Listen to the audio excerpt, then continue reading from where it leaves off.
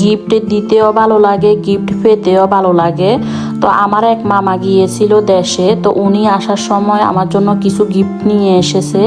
তার ভিতরে ছিল হচ্ছে একটা লাঞ্চ বক্স। এই যে দেখতে পাইতেছেন অনেক সুন্দর একটা লাঞ্চ বক্স নিয়ে আসছে। তো এটা হচ্ছে মানে ভিতরেরটা হচ্ছে স্টিলের। তো এই যে দেখতে পাইতেছেন এটা হচ্ছে সাইড বাটিওয়ালা, আর সাইড বাটির সাথে আলাদা আলাদা ঢাকনা। এটা আপনার মিডিয়াম সাইজ, একবারে বড় না আবার একবারে ছোট না, মানে পারফেক্ট সাইজ আর কি, মিডিয়াম সাইজ।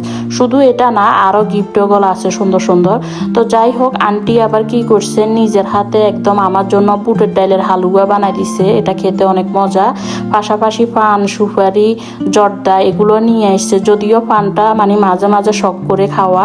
তো আন্টি এবং কি মামা দুইজনকে অনেক ধন্যবাদ।